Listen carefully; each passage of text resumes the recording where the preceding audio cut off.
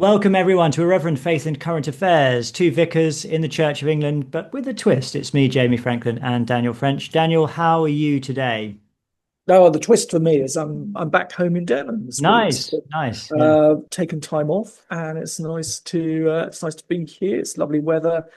I hadn't realised that on the Horizon system, that it's the same Horizon system that Oh, post office used, the that famous Greenwich Horizon. uses, whereas HR, that I had holiday time. I Yay. didn't even know how that works because, as vicars, we tend to be one-man bands on Yeah. this stuff. So deeply nested in this, my line manager was able to say, actually, you've got about 12 days to take off before April Wow. that you've not taken that came with you starting in September. So I'm rapidly using up my holiday time, which is Fantastic. Well, it's nice to see the old background.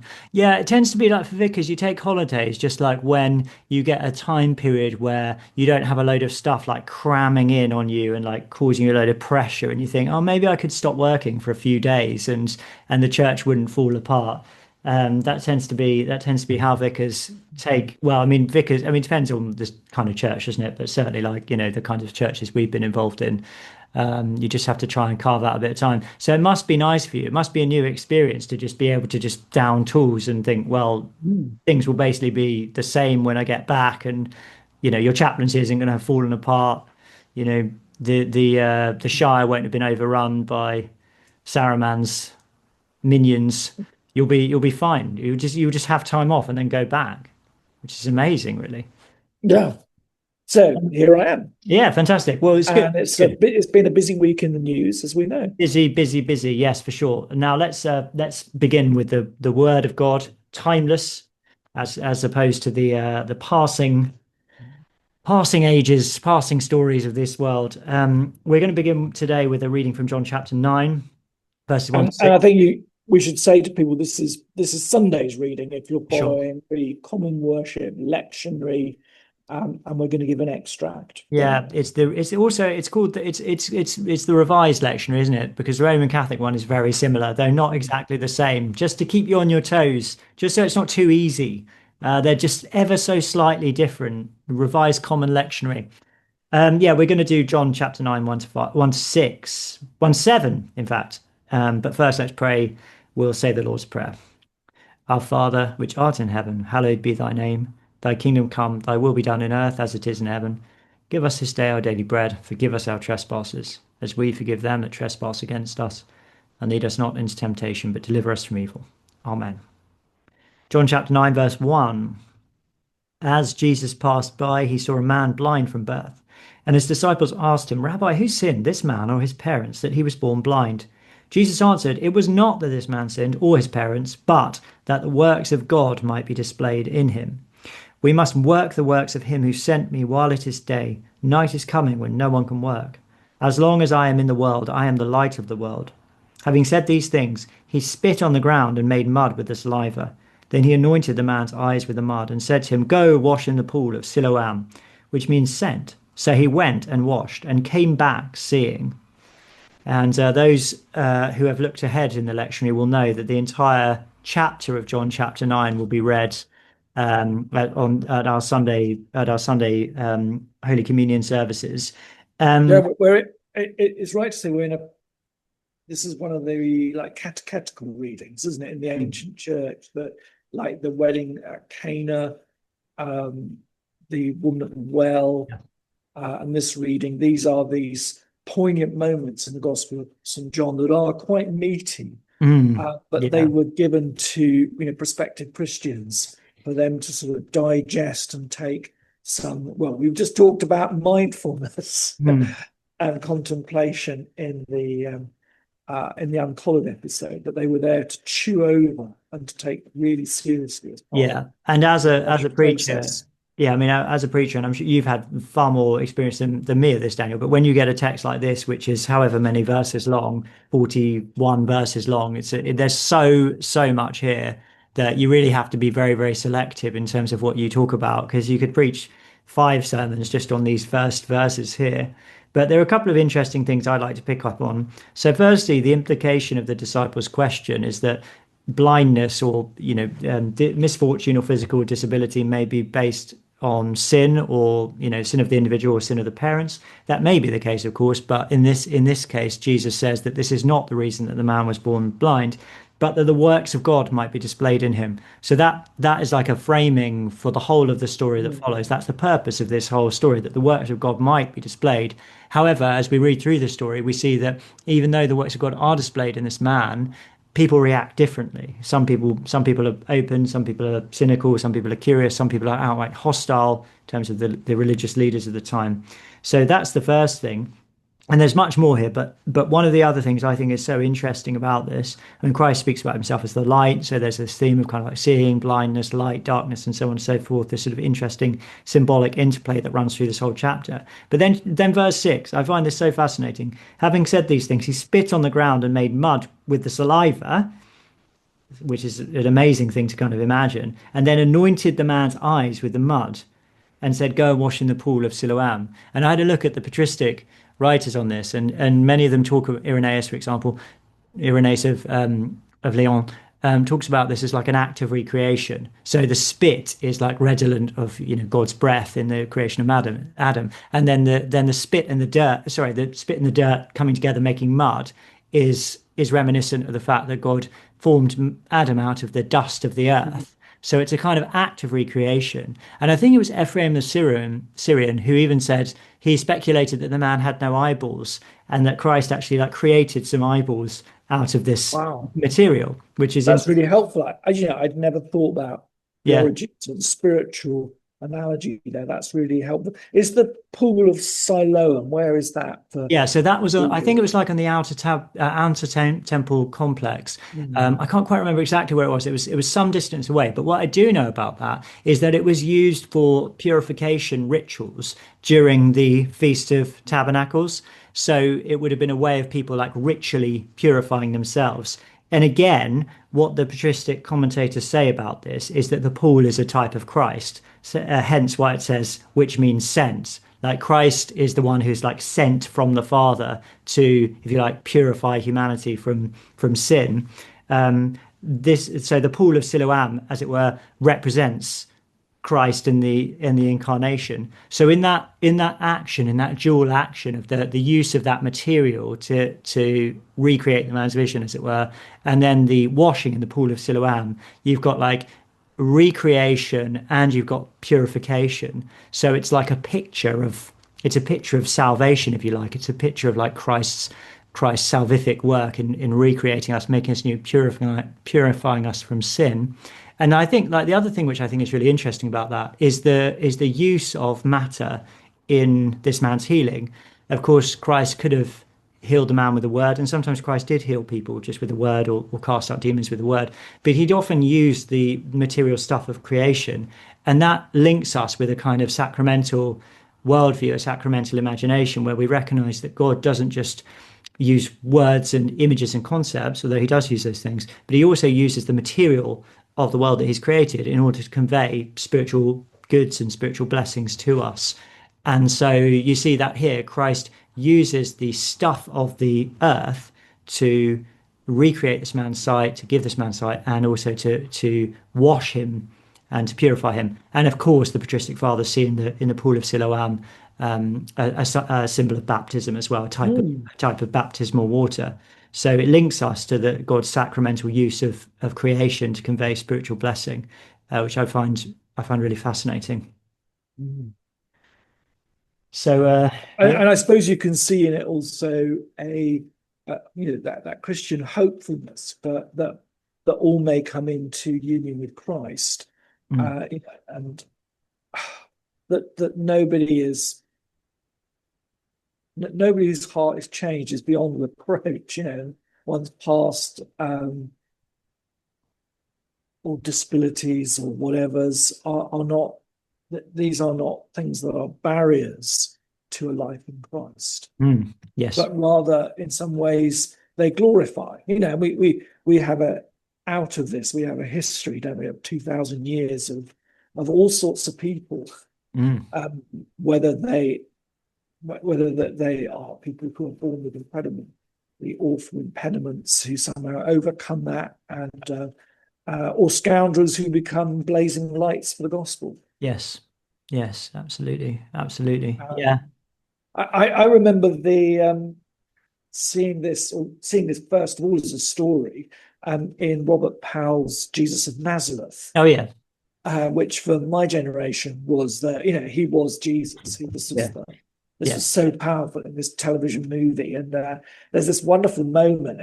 And Powell actually, I think, really does this bit well, in terms of his.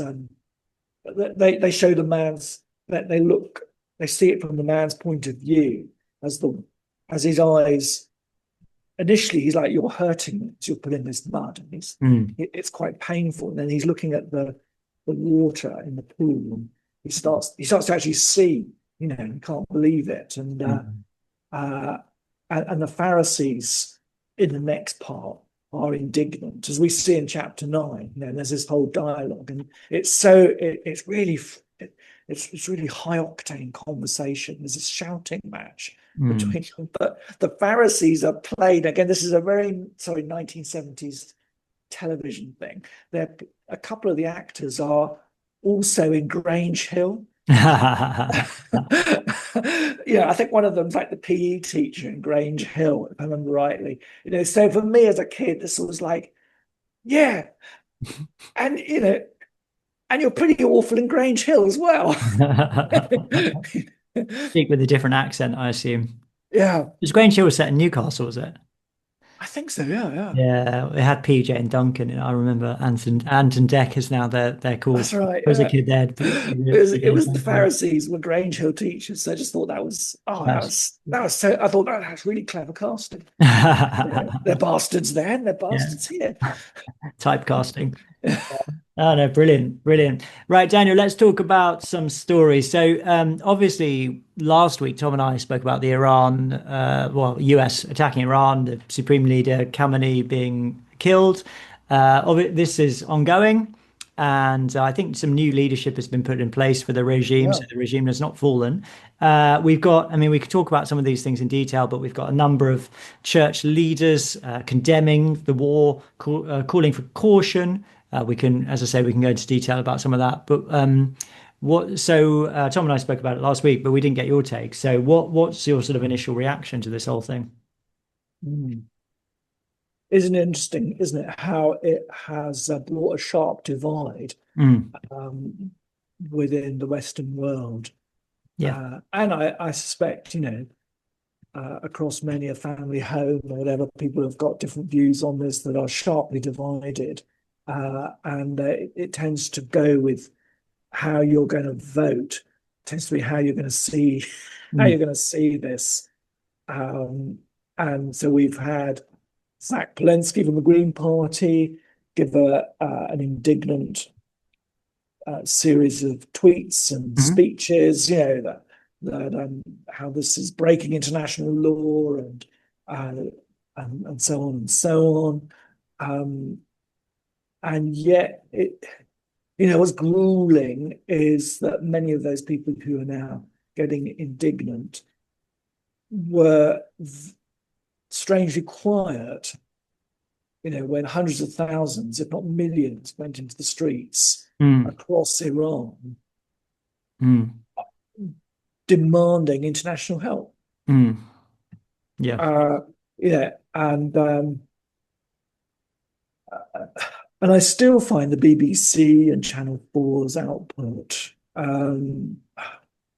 somewhat conniving in the way it seems to dampen down the dissident voice in this discussion, Mm, and is making comparisons with the Iraq War, which are stretching really, because in the Iraq War we didn't have a populace that was out on the streets wanting to get rid of Saddam.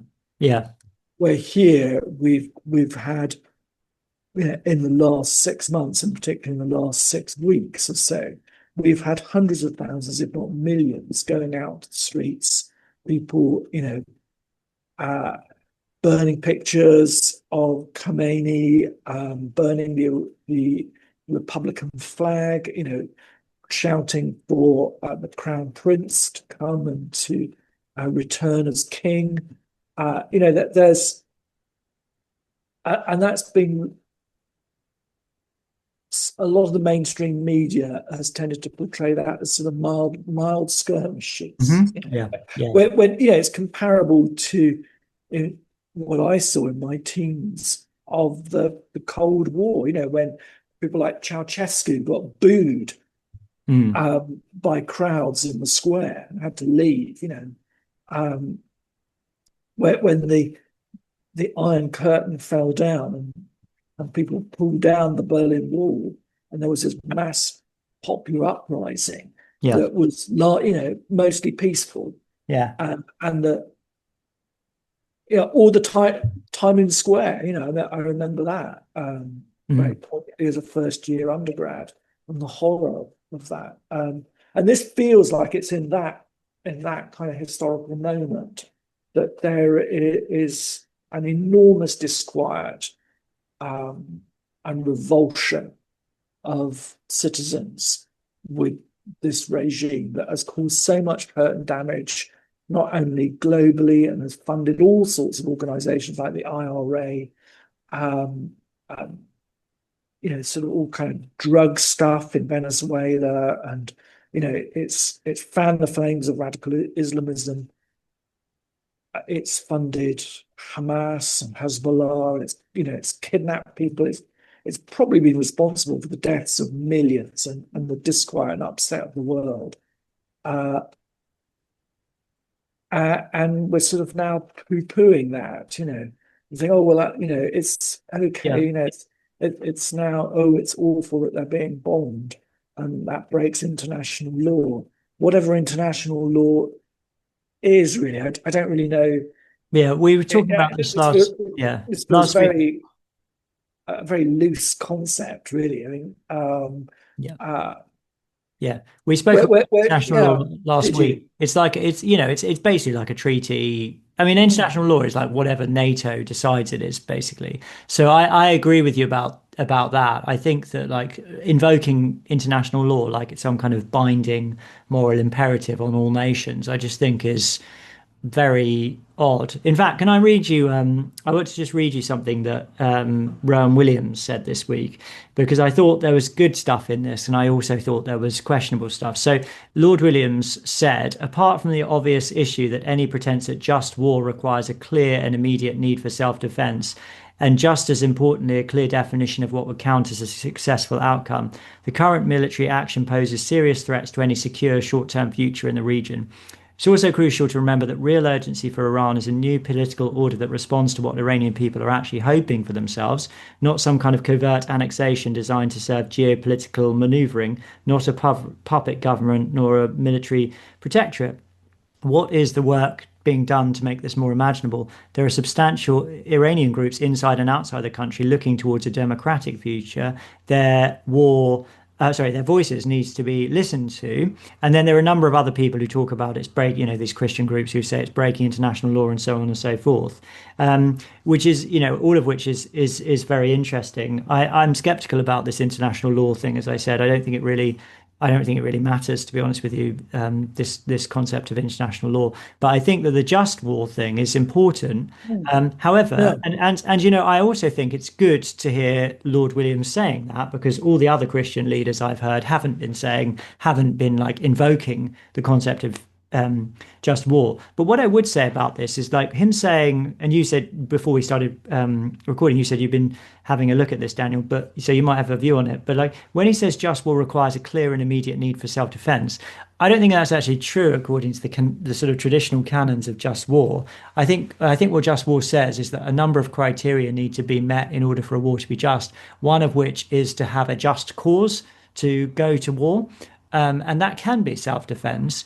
But St. Augustine, for example, notes that the defense of the community can be a cause of just war, can be a condition for just war. So the protection of allies, for example, or other nations, or even the redressing of wrongs that are currently being committed or have been committed in the past. So, for example, if say there was a terrible genocide that was going on in a country, if you attack that country, that might not be, and say the other criteria are met, that would not be self-defense, but it would be a just cause because you would be protecting. Yeah, exactly. You're protecting innocent lives. Yeah. They were trying to correct an injustice. Yes. Um, that is scaling and needs Yeah. Yeah. And justice demands some kind of response to this. yeah, yeah. I mean, I think the more critical point here is what would a clear definition of what count as a successful outcome. That again is a criteria of just war. Um, but I think what a number of these kind of left-leaning Christian leaders are not taking into account is the fact that the outcome is simply not being made explicit by, e.g., the American government and Trump and so on. But that doesn't mean that there isn't an outcome in mind. It just means that they're not articulating it 100% clearly what it is. I think what's being assumed is that there is no kind of obvious outcome in the minds of Trump and the US military, or that it's just a bad one. And that sort of plays into like the broader point here, which is that although, I have to be honest and say like I am skeptical of like foreign interventionism. I'm not completely against it, but like I'm skeptical about it just as a principle in general.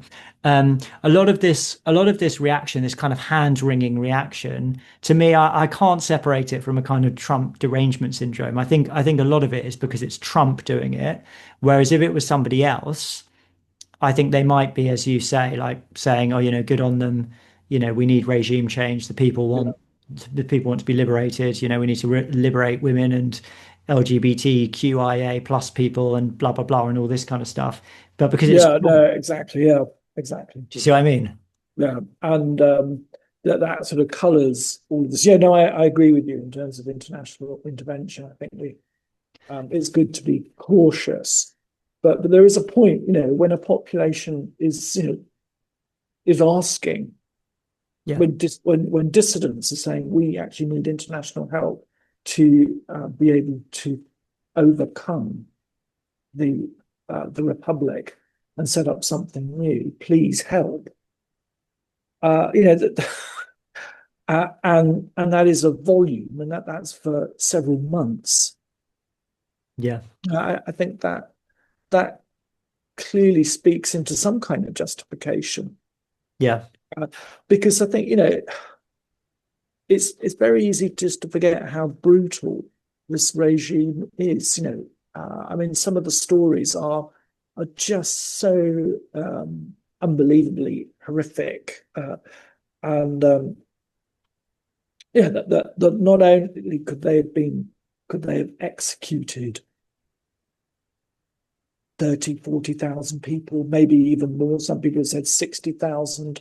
That they're warehousing dissidents um, in cell blocks with ready to hang them. yeah, People queuing up, ready to be hanged. And these are many of the age demographic means that we're talking about teenagers here, 16, 17, 18-year-olds mm. being hung for burning a picture of the leader. Just for Uh, just being out in the streets. I mean, they've been just being out in told the that streets. there's Yeah, zero, just zero, really. zero tolerance. Like they'll just be shot Uh, there. Yeah. I don't know if you've watched the Apple series Tehran, No. which is really powerful. But there's a part in there where um, one of the characters who's briefly um, given given refuge to her niece, who's actually a Mossad spy, but she doesn't quite know all the details. She knows she's doing something that she shouldn't be doing, and Yeah. so they take the risk, and she's arrested, and she thinks she's told, oh, everything's fine, it's all been dealt with, and she's taken in a room. There's people queuing up in front of nooses, and then you're next. She Yeah. said, oh, I thought the lawyer had said I was okay. No, Yeah. you're next. And apparently that speaks into quite a common experience. I've had various Iranian friends and conversations with friends over the years. And what they describe is just unimaginable. And and we also have we have the fastest growing Christian population in the world. A vast underground church. And I think, can you imagine the reprisals that are going to be on that community Mm. if if there isn't some sort of regime change? Mm. Yeah, so the official sources say that there have been 3,117 deaths as a result of the uprisings, but the other estimations range from something like 7,000 to up to 36,500. So nobody knows, obviously, how many deaths there have been, but there have been many, many deaths, many executions, many shootings. And as I say, the Iranian regime had said last week that anyone in protest would simply be shot. There would be no more arrests. So, like, what we're talking about is like an utterly brutal regime, completely. What did you think of the female football team? Joe, tell me what happened. I only just saw this in brief. So they're playing in Australia, and I think it was a couple of days ago.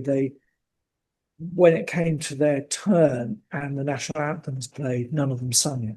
Right. Okay. They just put their heads down. Right. The state TV said that they were traitors and there would be severe repercussions for doing this. Yeah. As they were put on the bus to go to the airport, some of them started signaling, making hand gestures for help. And Yeah. now I believe that a number of them have been given refugee status, asylum status. And I think five have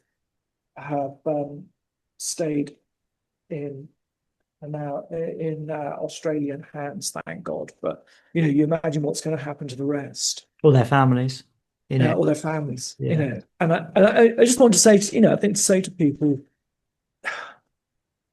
just imagine if that was, I know this is very emotive, but imagine if that was your daughter. Yeah. Yeah. I've got an 18-year-old daughter. Can I imagine that she potentially would be hung for not singing God Save the King? Mm. Yeah. You just cannot, you cannot get your head around it. I know that's very emotive, and I know we should be cautious about international interventions. But just because we've ballsed up in the past doesn't mean that we should be ungenerous. Yeah. I think that, And also just to be minded, that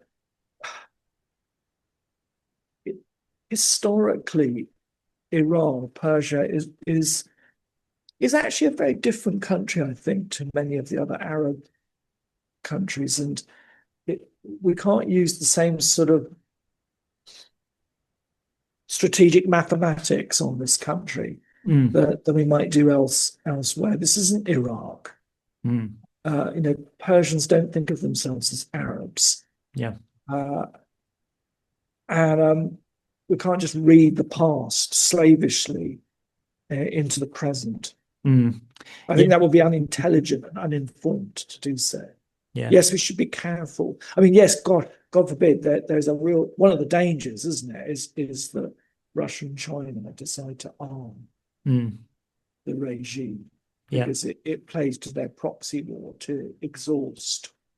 And we end up with a situation far worse than what's happening in Ukraine, and we end up with a sort of regional proxy war between NATO, America, Israel, and China and Russia. God forbid if North Korea then gets involved as well in sort of arming and whatnot of this. So it is, that there are dangers. Yeah. But to all these sort of noble progressive types, I do ask when a country asks for help and intervention. Yeah, what's the alternative? That's kind of what are they actually offering? Because as much as I'm kind of skeptical of these kind of actions, I also think that it's not just enough to just wave your hands and say, oh yeah, this is bad, like Trump bad. This shouldn't be happening. What's the alternative to allowing this kind of thing to proliferate? It's not just about the citizens in the region who are protesting and being killed. It's about the threat that this country poses to other nations, like most obviously Israel, but or other Western nations as well. What's the alternative? I see a lot of this kind of stuff from Christian leaders as very idealistic, and it's not an ideological, and it's not actually wrestling with the complexities of the situation. It's a strange confluence of sympathies. They're against Trump. Naturally, they would be pro the protesters, you would have thought. They would definitely be anti-Russia and anti-China.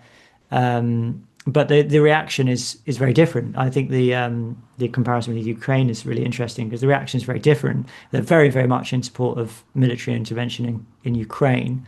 Yeah, Not here. we haven't heard any type of prayers or sentiments from church leaders in this country, which is, one of extreme caution for the Ukraine war.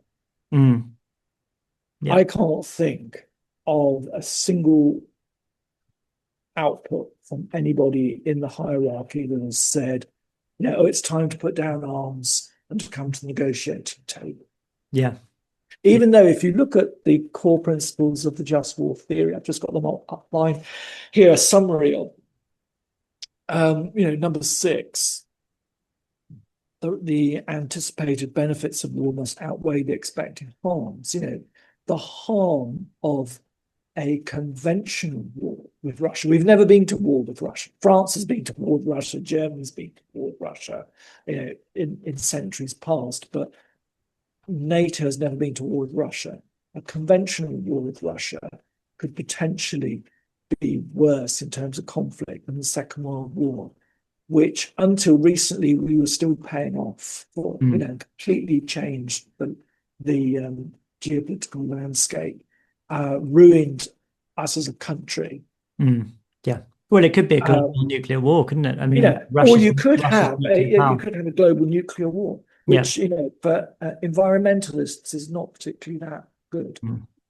Yeah, Uh, that's part of the problem with I mean, not the problem, but the challenge around the just war criteria is, okay, like there's a sort of natural justice which you can recognize in the just war criteria that makes perfect sense, right? When you read through it, you think, well, this makes perfect sense because war is so terrible. Of course, you'd need to like meet these criteria before being morally justified in doing it. But whether you actually meet the criteria, I think particularly that one, like, is the outcome going to create a situation which is better or worse than the situation that we have now? It's so difficult to predict such a thing. It's so difficult. To a certain extent, it's going to be the best guess, isn't it? You look at something like the regime in Iran, you think, well, it's appalling what's happening. It's extremely dangerous. It's causing all of these problems. Yeah, it seems reasonably likely that if you remove it, then the situation that will come about as a result is better than the situation that there was there before. Other people might say, well, look at what happened in, for example, Afghanistan or Iraq or something like that. The situation is probably a lot worse now than it was previously. These things are really hard to, yeah, my stab at this would be to say that Afghanistan was very tribal. yeah. No one has ever conquered Afghanistan True, true. successfully, Yeah. until 1978, 79. Iran was, yes, okay, it was a monarchy, but it was pretty much a modern, almost Western society. Yes. I think, is this the nation that gave us chess? Mm. Uh, um, you know, Maybe, yeah, yeah, I think that's right. this is a country that, deep in its soul, it has given a lot to Europe. It has been an ally for 3,000 years of the Holy Land of Israel. Mm. And I think that there's a moment here. There's a moment where you could change the ideological and theological prism Mm. quite substantially. A de-Islamized Iran, which is more liberal, Western, even secular, that could really change the region in a very, Mm. very positive way. Yeah, so there's a lot to be Um, gained as well as yeah. the risk involved. Yeah, I mean, it's a really interesting. I mean, obviously, it's a human Mm. situation as well, and it's great danger and obviously people being killed and so on. But it's a very, very interesting conversation. Daniel, we need to move on. I want to talk about briefly about Ian Huntley being killed in prison. And again, this is one of these perennial conversations that comes up from time to time when something like this happens, because inevitably what people do when something like this happens is they raise the question of the death penalty. So people who don't know, Ian Huntley killed, pardon me, two 10-year-old girls in 2022. People actually don't know. I actually read a bit about the case and it's pretty disturbing. It People was don't know what 2002, wasn't it? 2000, 2000, yeah, 2002. Yeah, sorry, did I say something else? Um, 2022. sorry, Yeah. that's not what I meant. 2002. Pardon me. I apologize. But yeah, so he kidnapped these two girls. I think they were at a barbecue or something like that. Kidnapped them. Police and everyone involved believed at the time that the motive was sexual, but that was never actually proved because he took the girl's bodies to another location and burned them, and then he was subsequently caught and sentenced to life in prison. I think he's been attacked in the past in prison, and this past week he was killed by another prisoner, himself a murderer and a rapist, apparently. Louise Perry tweeted about it. Perhaps it would be better to bring back de jure capital punishment rather than celebrate when other prisoners dish out de facto capital punishment every now and then. And it is actually and she's retweeting somebody who's saying, good riddance and so on. And it is actually interesting when you read, for example, I've read some articles on the Telegraph this week, and you look at the comments on the articles. You'd say like 80, 90% of them are saying, good, I'm pleased that he was killed, and that he deserved to die. And a number of people would make points like, why should we, the taxpayers, pay to keep somebody like this alive at great expense for many, many decades when that money could be spent on preserving and improving the lives of other people, doing useful things like researching for cures for cancer and other illnesses and so on and so forth. So I suppose obviously I'm looking at things in a certain way. I've got there's an algorithm on my Twitter and so on, and I'm looking at the Telegraph. So it's not by any means a sort of scientific straw poll. But when things like this do happen, it does seem like there is a very, very strong public sentiment that this guy should have been killed by the state as retribution for what he did to these two girls, and that would have been a manifestation of natural justice. And I have to say, I've got a lot of sympathy for that viewpoint. Like to me, I don't, I think when something like this does happens, I think what it does is it basically it reveals to people the moral reality that the death penalty can, in certain circumstances, be justified. Now, I'm not, saying that it should be dished out left, right, and centre, but I think when something like this happens, it's just so.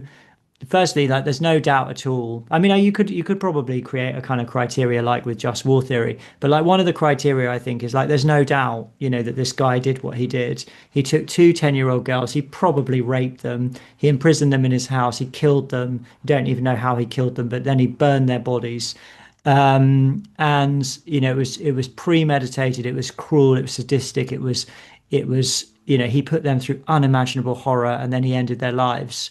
To me, that's all the criteria for the death penalty are met in that case, and I cannot understand why the state should keep somebody like that alive for the rest of their natural life. I know people would have different views.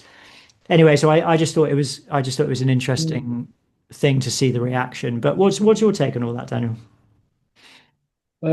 I think over the last couple of years, I've moved a bit from being absolutist in terms of being against it to now being seeing that there could well be justification for certain uses of it. When I was a prison chaplain in the 90s, a prison that I worked in part time, uh, still had the gallows. Really? Is that right? Because it it it was still on the statute books for piracy and high treason, Yeah. though Blair indicated that as part of the millennium, it would be one of the bits of legislation that would be ejected. Mm. Uh, so yeah, they showed it to me as they were kind of somewhat proud of this macabre facility, and said, that there were these, that there was the room with the gallows, and then the night before the prisoner slept in this room next to it, and there was a second door that opened up, and they used to do them at 6 a.m. in the morning, Really? so that press were not around, Yeah. and the chaplain would come in, and they'd say the Lord's Prayer, and then it would happen. And apparently, because they knew the person's weight and they were so efficient at this, they could kill someone in 30 seconds. It was Mm. pretty instant. It was pretty instant, but the whole thing was done very, very, very smoothly and quickly. So yeah, it was a bizarre thing to see, and um, uh, um, I suppose because more recently in the last few years, there's been a lot more um, talk of sexual violence, rape, and killing. These things, I think, seem so horrific.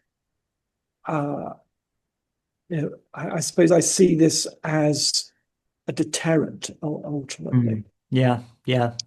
and that we've, maybe this is a very controversial thing I'm going to say now, but we've got the Boris wave where we imported 4 million people into the country, sometimes from very violent patriarchal countries. And perhaps the message needs to go out again that actually there are very, very serious repercussions for this. Yeah. I And mean, that I completely agree. particularly women Yeah. cannot be treated as chattels, that Mm. as disposables. Um, there was that awful video of um, one of the religious leaders in Iran spouting on YouTube about how women are, subhuman cattle, and giving this rambling justification for rape.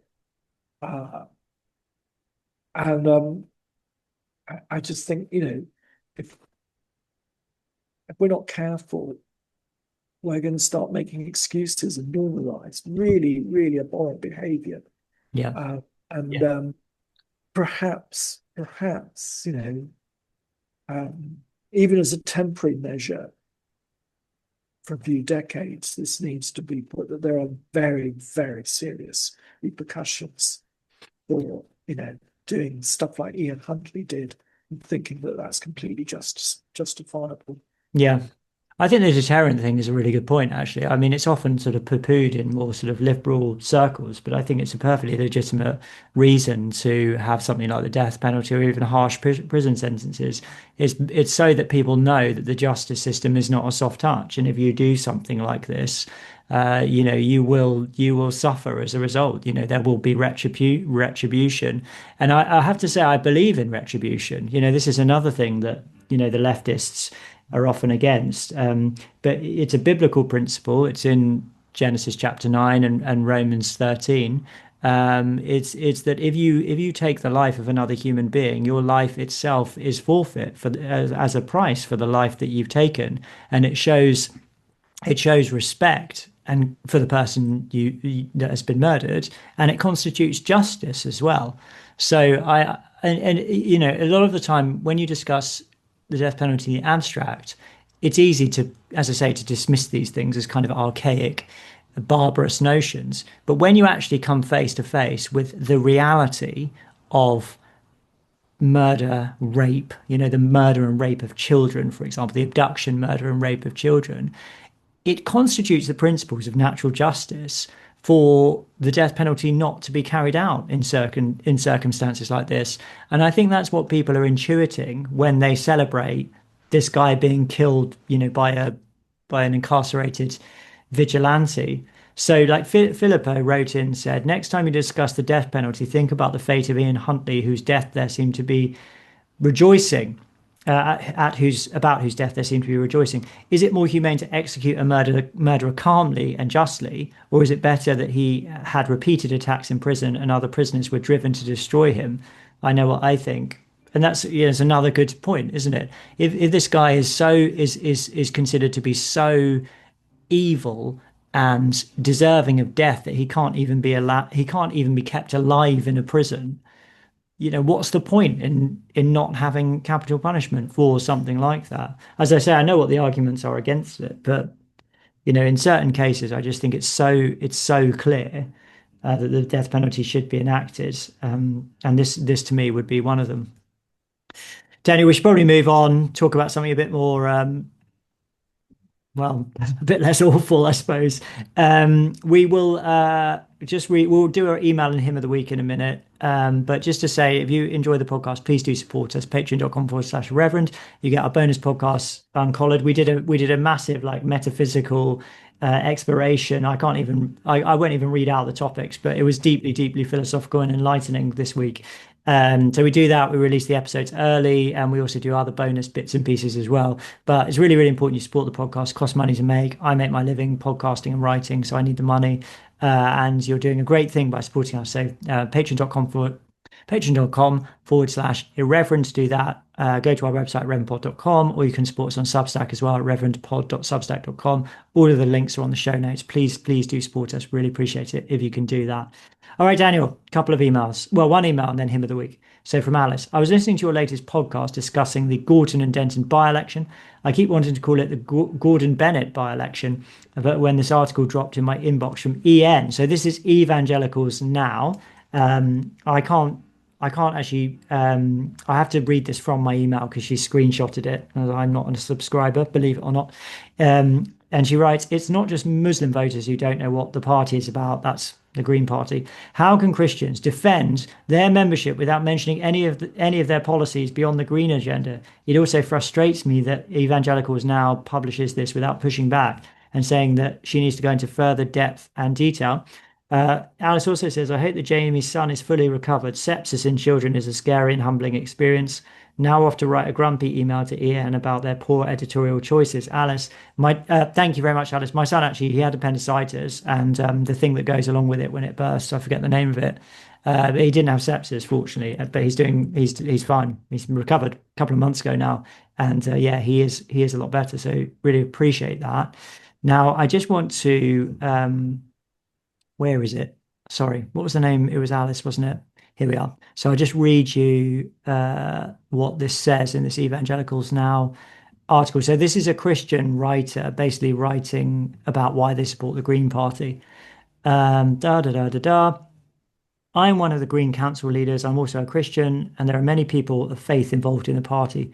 My entry into green politics emerged naturally out of involvement in my community, according to Care for Creation and a concern for social justice. There is now a well-established theological underpinning for environmental action. I look to the writing of Margot and Martin Hodson, the work of A. Rocha, founder Peter Harris, and his successor Dave Bookless. And it's not a great name for an academic, is it? Bookless. And many others for inspiration and challenge. Jesus challenged the Pharisees in Matthew 16:3 for not being able to read the signs of the times. That challenge still exists today, but in a different way. Scientists are ringing the alarm bell increasingly loudly. Through our actions, humans are dismantling and disrupting the natural systems put in place to support life on Earth, with hugely negative consequences which are already being felt. These are the signs of our times, yet we seem unable to read them and continue as though everything will be fine. This flies in the face of the command to be stewards of the earth, and is also a massive injustice. The poor and vulnerable will be far more affected by the consequences of global heating than those in rich, developed countries. So for me, the overwhelming imperative is to put the environment and social justice at the heart of political action. And we need prophetic voices calling out on behalf of nature and those who will suffer more. She says others will be concerned who are Christians also, but a political party is a good way of furthering some of these these viewpoints. So there we go, Daniel. Alice isn't happy about that. She says that it's not just about the Green agenda, but about what the Green Party stand for more generally. Any comments on that? Yeah, I put a note on Substack, which has been my biggest note so far. Hmm. And every few days, it's getting more and more traction. So, I mean, I did this about a week ago, saying what happened to the party that was, mainly focused on sandals, vegan sandwiches, saving the whale, Yeah. uh, and it's now seemed to be fetishized on Islamism, trans right, and communism. Yeah. I think it's just become a siphon for all kinds of malcontent. In many ways, you could say Polanski is a very clever operator. Mm. If he if he can sell his services as a hypnotist to expand women's breasts hypnotically, then he's clearly the right material for the political world. Uh, Is that what he did? yeah, Oh my goodness. I didn't know that. yeah, go look it up. Honestly, it's hilarious. I mean, obviously, Reform would be having a right time with this one. Mm. Uh, um, but aside from his backstory, yes, I think Green has. What's the expression? Isn't it the Delin Pole expression? It's like the watermelon, cut it open and it's red inside. Yeah. Yeah. Yeah. And uh, yeah, you could see that a party that had maybe, let's say, environmental conservationism as part of its agenda. Well, the Green Party maybe 30, 40 years ago. Mm. Well, you can say, well, that's okay. I mean, David Cameron used to say, vote blue, get green, and he tried to appeal to this at the time. The Yeah. Conservatives were the people who were going to conserve. Um, I, I had an intern years ago who went on Extinction Rebellion march, Mm. and Ed was one of these guys who, in the intern house, he grew vegetables in the garden. He was very much into the living a kind of Franciscan simple life. Mm. He's now set up a company, fantastic company making art out of scrap metal. It's Mm. absolutely really unbelievable what he makes. But he went on to one of these extinction remarks, naively thinking, oh, well, it's sort of about saving the planet and it'll be people like me. And he said nobody was like him. So it was just full of vitriol and hate. Mm. Uh, and the planet seemed to be the last of their concerns. Mm. I Yeah. actually think, I, I have a real passion for art. And if someone throws, tomato soup over a Holbein, um, there's a part of me that just becomes so indignant. How Philistine. Mm. If you think destroying things because you've got this iconoclastic fetish, you're going to be turned on by being supposedly so self-righteous that you think this is the right thing to do, lying in front of ambulances because you're going to make your point about climate change. Mm. And that means someone's going to be critically late for hospital. But who cares? Who cares for them? You've got this higher goal, to paraphrase Les Mis. I find there's something actually truly decadent and bourgeois about the whole thing. Yeah. This is not a party for the working class. This is a party for upper middle class types who have got luxury beliefs that they can throw around because they've got guilt, because they have money. Mm. And this is a way of transferring that guilt, the fact that they have lives that many of us can't imagine, Mm. or don't have access to wealth that we don't have. And so the class war becomes an eco war. Mm. Can I just read a couple of things, Daniel? The Green Party strongly supports abortion rights, including decriminalisation up to birth in many contexts, and opposition to restrictions like buffer zones around clinics that could limit silent prayer or vigils. They also back expanding access to assisted suicide slash euthanasia. They also support self-ID full rights for trans slash non-binary people, including access to medical slash surgical transitions and inclusion under broader LGBTIQA plus umbrellas. Their policies promote gender affirming care, which means things like giving breast binders to teenage girls and giving puberty blockers to children. They oppose restrictions on transitions for young people and criticize gender critical views as potentially discriminatory. They support same-sex marriage and adoption and many other things of this sort. Their manifesto would say they would protect religious expression, but some policies, e.g., on hate speech, policing views incompatible with public roles or anti-discrimination rules, could limit expression of traditional Christian views. They want to legalize all drugs. They want to decriminalize drugs. That's right as But well. they're very anti-cigarettes. Yeah, very against So cigarettes. in the morning you can do a line of cocaine with your vegan sarnie, Yeah, but you're not going to be able to have a smoke.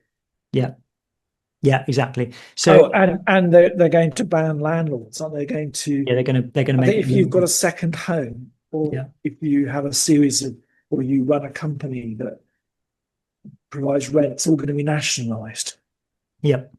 They're basically Wow. they're basically like pink part. No, what's that like pink police Marxist leftists, aren't they? So they're like socially extremely left wing and they're economically extremely left wing as well. So they're like but they're at the extreme end on both of those issues. So And when everybody's left the country and there's no one to pay the taxes, yeah, the poor are going to suffer, but they'll well, be called, yeah, they'll be lambasted as, uh, you know, oh, they'll be yeah, demonized as the white working class yeah, because, but they'll be bearing the brunt of the tax burden, yeah. I mean, so while, yeah, Henrietta half of has worked out, a very clever way to put all of her mummy and daddy's shares in a Swiss bank. yeah, exactly. So that's the thing, is that I mean that's the reason I read out that stuff is like even if you buy all the green stuff,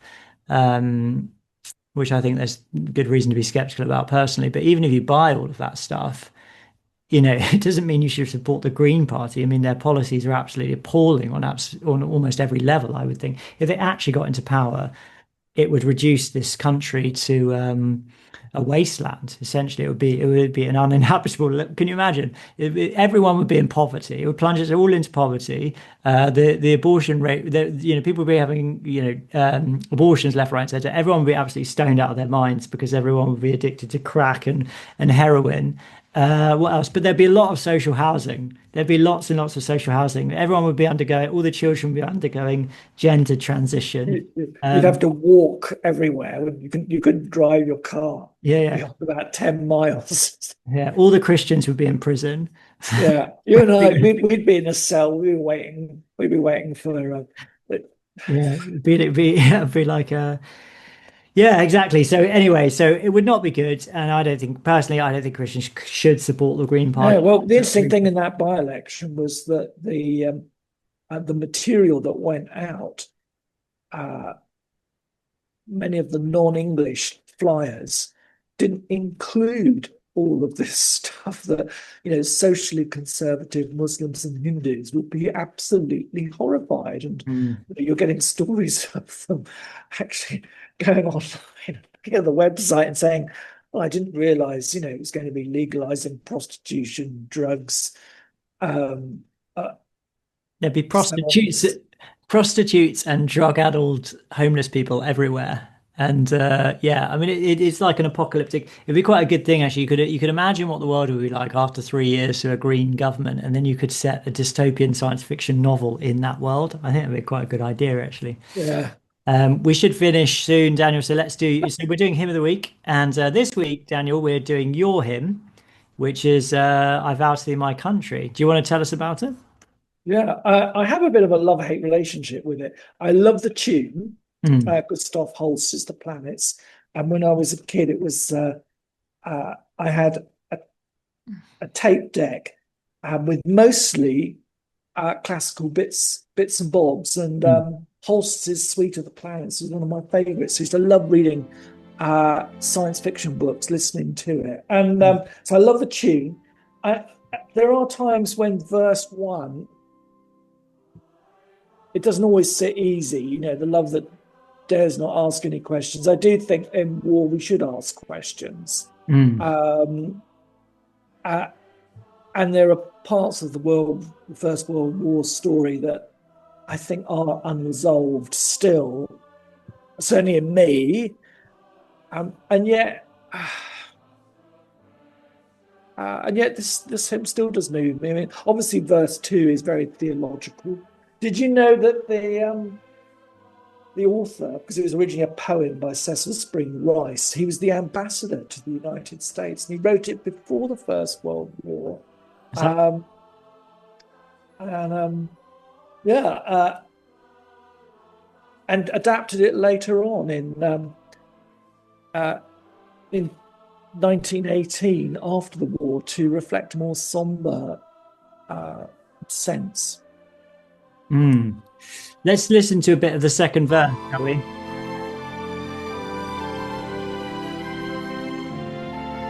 About to start in a moment. It's just a little instrumental interlude.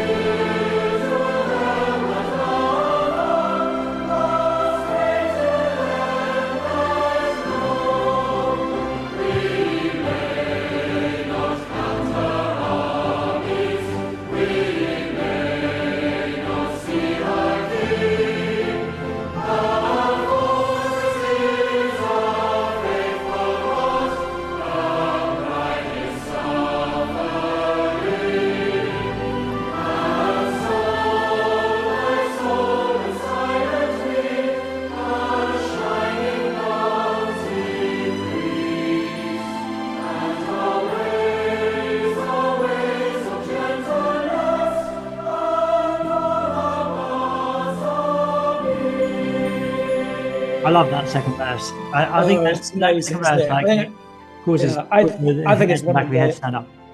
Yeah. I think it has to be one of the most powerful lines verses in contemporary hymnody, isn't it? Yeah. Contemporary within the last century or so. I love that line, her fortress is a faithful heart, her pride is suffering. I think that's Mm, just a beautiful line. I mean, the whole of that verse is, it's an incredible soul by soul, and silently her shining bounds increase, and her ways are ways of gentleness, and all her paths of peace. yeah. Talking about like the church here on earth, the church in heaven. Yeah, it's really, really beautiful. I know what you mean about that first verse. It is, that lays upon the altar the dearest and the best and all that kind of stuff. It's Yeah. an idealistic view of war, isn't it? And very Yeah, ref I mean, I in 2018 we had a service to commemorate the end, the 100-year ending of the First World War. And I'd been horrified to find out that my predecessor, way back, during the First World War, had been a very earnest recruiter of, fathers and sons on gosh, Sunday services. And I think there is something in the Christian tradition that says that, even a just war, even in a just war, we must still confess the killing of others. That mm, there is something, there is a deep disturbance in God's order, and that we don't glorify it, we don't relish it, but it is the last resort, and it is an awful thing to kill another human being. mm, yes. Yeah, it does seem, I mean, I'm not an expert in that period historically, but it does seem that there was a kind of an idealistic, overly optimistic jingoism that took hold prior to well, at the beginning of the First World War, which led a Yeah. lot of people to sign up, and for many of them they sadly met their deaths in horrendous circumstances. Yeah, so it's yeah, in that sense, it's that hymn. There's a kind of ambivalence about it, isn't there? I was saying to Yeah. you earlier before we Definitely. recorded that it was excluded from the revised English hymnal, which is the new version of the English hymnal. Came out a couple of years ago. I think that's a big mistake. I think it should definitely be in there. I Uh, mean, it is so part of the fabric of the nation, isn't it? And yeah, it's almost a national anthem. yeah, And certainly, yeah, I've had it a lot at weddings and stuff, particularly silk and posh weddings. yeah, You have yeah. Jerusalem, and I vow to thee, my country. It's the couplets are telling you this as if it's some great revelation, and you go, "Gosh, you're going to have that? Well, that's a surprise, isn't it?" You have to sort of look, innocent. Oh well, you've How obviously original. thought about this deeply. Uh, Yeah, yeah, but yeah, it's it's a real rouser, and it's one of those hymns that I pretty much know off by heart. You know, yeah.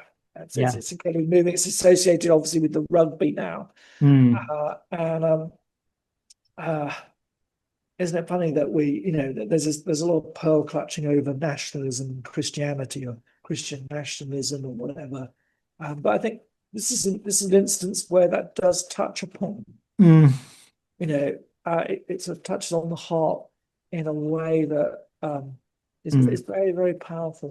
Yeah, I Um, mean, in general, I think the message of the hymn is good. It's like the first one is talking about like how important your home is and like how it's worth fighting and dying for, and then the second part is saying, but there's something even more important. Like there's a country which is even more significant, yeah, more important. So you've got like this dual kind of identity, if you like, where these things are they are balanced in proportion to their relative significance. So I think in that sense, I it's a mean, beautiful this is the expression. irony of the times, isn't it? That uh, if there was conscription suddenly put in, we're at war with Russia, I think you would find that uh, unlike 1914, Yeah. um, there would be huge disquiet about doing this. It's because of what they've done And to our. I speak to young adults all the time because of my job, and they'll say, "Well, I'm not going to go to war." Yeah, Uh, they'll sort of blast off how horrible Putin is, and yeah, hope that he gets smashed. But I don't want to be a part of it. I don't want to go to war. I don't want to download some app that is, going to conscript me, give me a mm, date to turn up definitely. Yeah, to the sergeant major and getting the kit ready. And it's quite interesting how that that has really shifted. You can compare that to different countries where there still is a very clear patriotism yeah, uh, amongst the young. Look yeah. at Well, countries, yeah, from China to Israel, yeah. where defending the nation is a massive thing. But it's because they've systematically undermined any sense of patriotism in this country by inculcating us with this, anti-colonialist, anti-English ideology for decades. So they're saying you can't fight for that reason. You can't fight for your country because there really isn't anything. There isn't any such thing as England, or at least an English identity worth defending. But you should fight for whatever this ideology is that's being promoted by the political class of our time, British values or whatever it might be, which is really apt to be seen as a kind of, as a sort of, as a manifestation of a sort of globalist hegemonic agenda, this kind of this sort of dream of multilateralism and things, all of this kind of stuff. Like who wants to fight and die for that? Who wants to set you, who's going to send their children, what sane person is going to send their children to fight and potentially die for this kind of globalist vision of the world that's promoted by people like Keir Starmer and Macron and the EU? It's not something that's going to be appealing to people, is it? So that's why people don't Um, want to be conscripted, to go to the wastelands, the steppes of Eastern Europe to die in a pointless war against Russia. I mean, Wow. I mean, I recently revisited C.S. Lewis's The Abolition of Man, Yeah. and that part of the essay where he talks about men without chests, which is, it's such a prophet of the time, isn't it? Mm. Because he's looking at the way that we educate our children Yeah. and the infamous Green Book that he proposes that Mm. Gaius and Titus uh, present a sort of hollowed out vision of humanity, Mm. and that the subsequent effects of that are that no one feels any desire or need to die for their country. Mm. Yeah. That's the long term output of that, and that's what we've got. We've ended up, and he's completely Yeah. on the ball in this. Yeah. Um, 100% correct. mm, If you undermine all of that stuff, if you continually undermine it over and over again, there'll just be nothing left, you know. So you can't have it both ways. You can't be then like, oh yeah, we need to be patriotic and we need to support the concept of English identity and notions of justice and and fairness or whatever it might be. It just doesn't work. Anyway, Daniel, we've run out of time, so we should finish. Could mm. you offer a prayer, or would you prefer me Of to? course, yeah. I'm going to what in Uncollared we were talking about the Book of Common Prayer and the fact that it is a fantastic breviary. It is accessible. Uh, I know we've got Mothering Sunday coming up, but as we'll be at the fourth Sunday of Advent of Lent. Sorry, Yep. here is the collect. Grant, we beseech the Almighty God, that we who for our evil deeds do worthily deserve to be punished by the comfort of thy grace may mercifully be relieved. Through Jesus Christ, our Lord and Saviour. Amen. Amen. Thanks so much, Daniel. That's great. Look forward to being with you again soon. I hope. Enjoy the rest of your time off. Have a really nice time. And until next time, to everyone listening, watching, thank you very much and keep watch. And keep the faith.